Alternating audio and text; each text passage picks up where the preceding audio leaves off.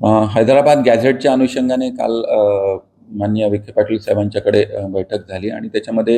दिलेल्या सूचनांच्या अनुषंगाने आता सर्व जिल्ह्यांमध्ये जी काही ग्राम पातळीवरची समिती स्थापन करण्यात आली आहे त्याच्यामध्ये ग्रामविकास अधिकारी, तलाठी आणि ग्रामसेवक,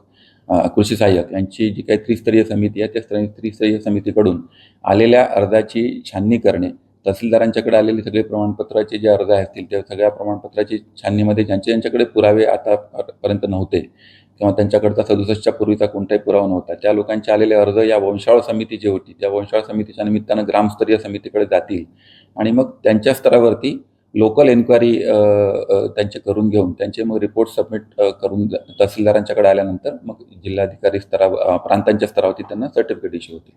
याबाबत संबंधितांना काही प्रशिक्षण द्यायला सुरुवात केली आपण? हां, यासाठी कालच्या बैठकीमध्ये अशा सूचना देण्यात आल्या होत्या की सर्व जिल्हा स्तरावरती सर्व जिल्हाधिकाऱ्यांनी तलाठी, ग्रामसेवक आणि कृषी सहाय्यक यांचं कंबाईंड प्रशिक्षण घेतलं पाहिजे, जेणेकरून कुठल्याही पद्धतीनं कशी एन्क्वायरी करावी याच्या संदर्भात कुठलीही शंका त्यांच्या मनात राहू नये. तर त्याचे प्रशिक्षण या 2-3 दिवसामध्ये सर्व जिल्हाधिकाऱ्यांनी तसे सर्व जिल्ह्यांनी घेतलेले आहेत, पण पुन्हा एकदा सर्व लोकांना प्रशिक्षण घेण्याच्या सूचना आम्ही दिलेल्या आहेत. अर्ज सादर करण्यासाठी काय आव्हान करतात? अजून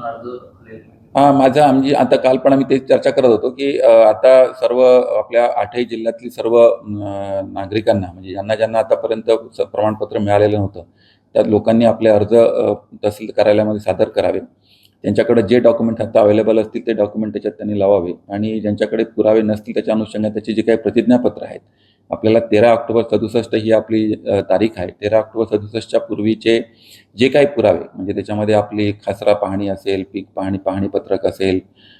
असलेला कुठला सातबारा असेल, कुठले रजिस्ट्रीचं डॉक्युमेंट असेल, ज्यांच्या कोणाला आतापर्यंत ओबीसीचं कास्ट सर्टिफिकेट मिळालं असेल त्या त्यांचे प्रतिज्ञापत्र असतील, जेणेकरून हे व्हेरीफाय करता येईल आणि मग लोकल इन्क्वायरी करून घेऊन त्याच्यामध्ये आणखी त्याला सबळ पुरावा गोळा करून घेणे, ज्येष्ठ नागरिकांचे स्टेटमेंट रेकॉर्ड करणे आणि त्याच्या अनुषंगाने व्हेरीफाय करून घेऊन मग त्याला प्रमाणपत्र देण्याची कारवाई करण्यात येणार.